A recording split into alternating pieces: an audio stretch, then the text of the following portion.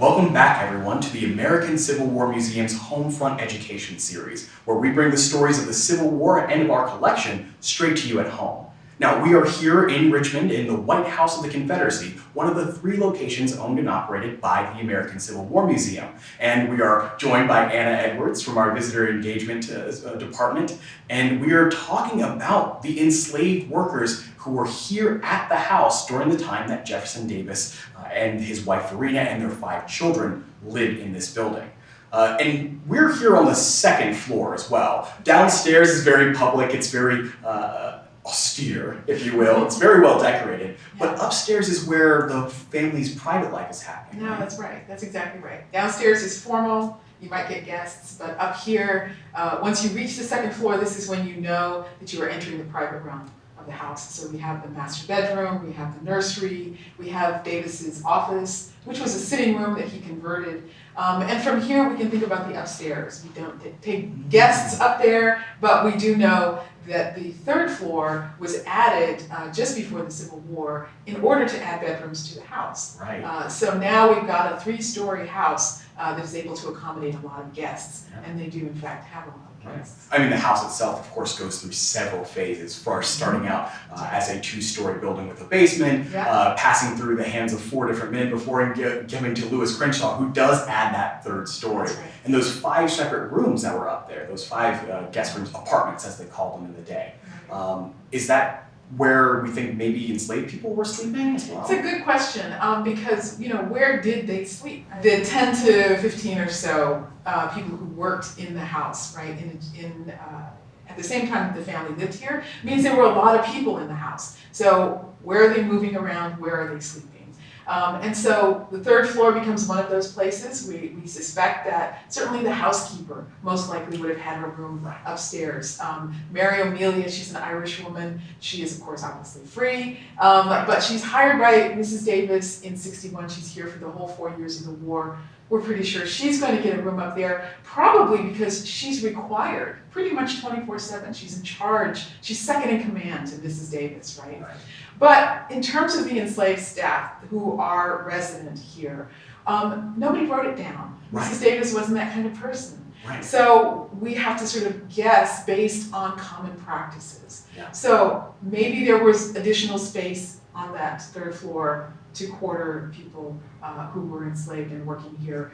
We suspect there was probably some room in the basement. We know that there was a kind of servants' dining room, and there may have been room there for people to sleep. Because one of the options is either you get a room, you may just get a cot, you may get a bedroll, right? So the range of options, for your accommodations are pretty wide.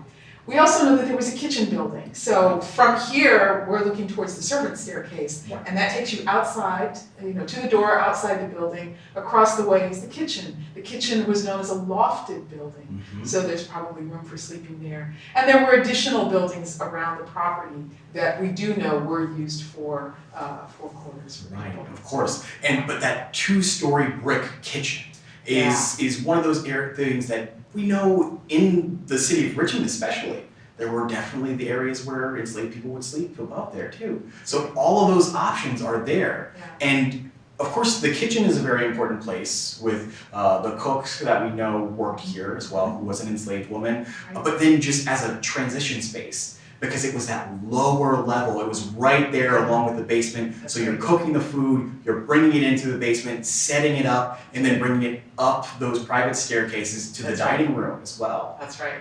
So that private staircase, that staff staircase, becomes a very important transition space, whereas we have the large, grand spiral staircase that was installed later on from the building. But this private staircase is incredibly important to the enslaved staff as well. That's right. It's how they move around the house. It allows them to move around unseen, which of course is part of the goal for the family that lives in this house. But the truth is, as you say, it becomes their space as well. So the ways in which they move between those spaces, the way that they control how they get things done, happens in those transition spaces. And I'd like to throw in, there was one other option for residents, for people who worked here, and that is for some of the people who were hired from local owners, there might actually be a stipend or a set amount of money given to them in order to rent an apartment in a boarding house or a tenement in town. Right. So these are local people who may either have already had those residences established, or because they're new to town for the period of the contract are going to be able to rent a space. Yeah. So there's an understanding about the ability to move between where they're living and where they're working. Yeah.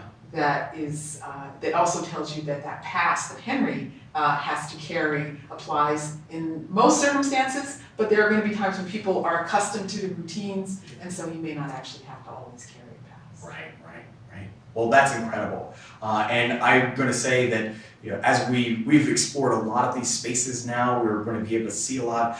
There's one more thing that we really want to get into, and that's how the family life actually collides with the lives of the Davis family as well, when those of the enslaved staff. So if you join us again as we go into our last video for this series, we're going to see that next.